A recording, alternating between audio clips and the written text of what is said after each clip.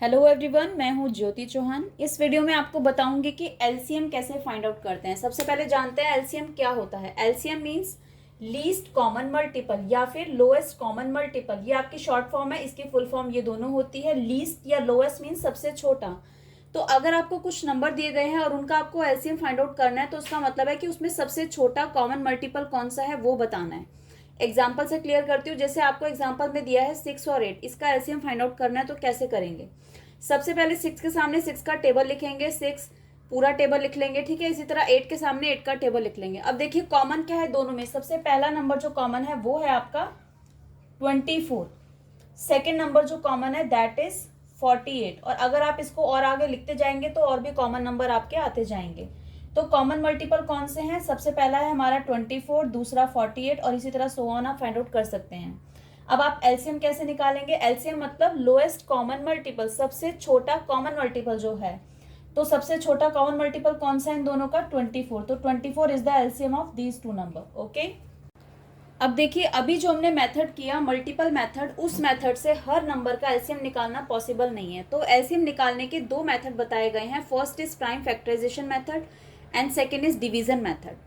तो हम इन दोनों मेथड में किसी का भी यूज करके एलसीएम निकाल सकते हैं। सबसे पहले मैं आपको प्राइम फैक्टराइजेशन बता देती हूँ, आपको एग्जांपल से क्लियर करती हूँ। 28 एंड 42 जब आपको प्राइम फैक्टराइजेशन मेथड से बोला जाएगा तो आप कैसे करेंगे? सबसे पहले आप इन दोनों नंबर का एलसीएम निकालेंगे। 28 के आप फैक्टर्स निकालिए। 28 इज अ इवन नंबर तो 2 से कैंसिल होगा। 2 1 2, 2 4 8 अगेन इवन। 2 7 14, 7 अपनी टेबल से जाएगा, राइट। 42 से 42 का निकालेंगे। 2 2 4, 2 1 2, अभी आपका इवन नहीं है तो 3 से जाएगा। 3 7 21 और 7 आपका अपनी टेबल से। अब 28 के सामने उसके फैक्टर्स लिख लीजिए और 42 के सामने उसके फैक्टर्स लिख लीजिए। 28 के सामने 2 इंटू 2 इंटू 7, 2 2 7 और 42 के सामने 2 इंटू 3 इंटू 7। अब आप इनका एलसीएम कैसे निकालेंगे? अब देखिए आपको ध्यान रखना है जो भी इसके फैक्टर्स हैं, जैसे सबसे पहला फैक्टर है 2, 2 यहाँ पर 2 टाइम्स है और 2 यहाँ पर 1 टाइम है।